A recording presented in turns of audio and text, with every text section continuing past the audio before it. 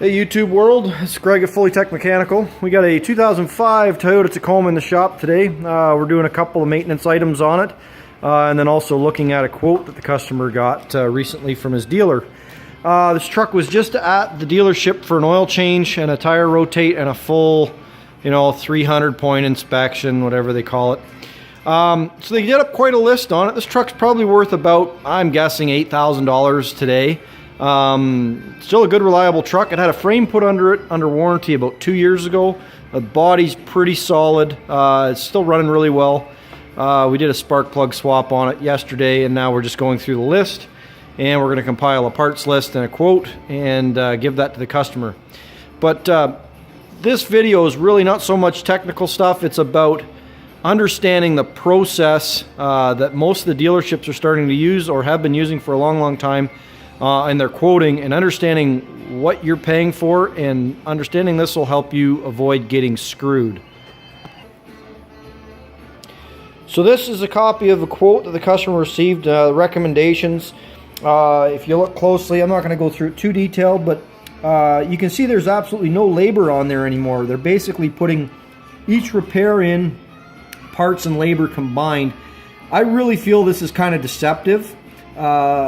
You don't really know what you're paying for the parts. You don't know what you're paying for the labor. If you choose to use non-OEM parts, you may be able to save a little bit of money, but by hiding it or burying it, it's making it really difficult to negotiate at the counter. But if you look at this, they basically quoted an entire front and rear brake job, which it does need. It's ready for that. New calipers and a wheel bearing, as well as upper control arms. So, but you'll start to look at these parts and these prices, and for example, left front wheel bearing $845 plus tax, front calipers $916 plus tax, front brake pads $245, front rotors $245.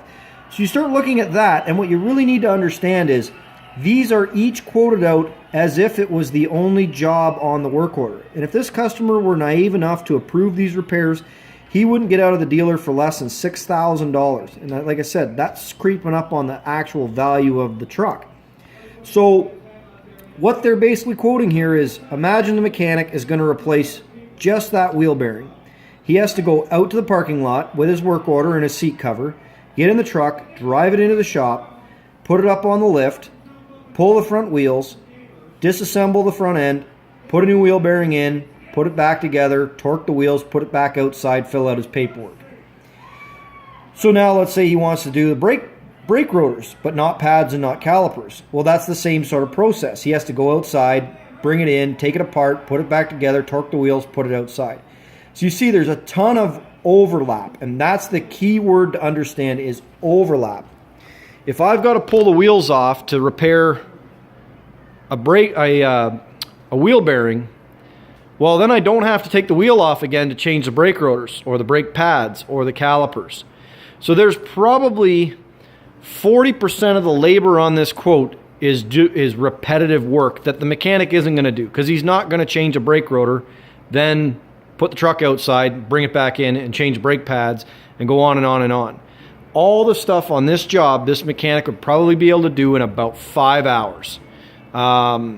So like I said, you start to see the overlap. I understand mechanics and shops are out to make money, but this is a perfect example where what I consider deceptive pricing and deceptive quoting is really setting somebody up to get ripped off. And you really have no recourse other than to ask for a breakdown piece by piece, line by line.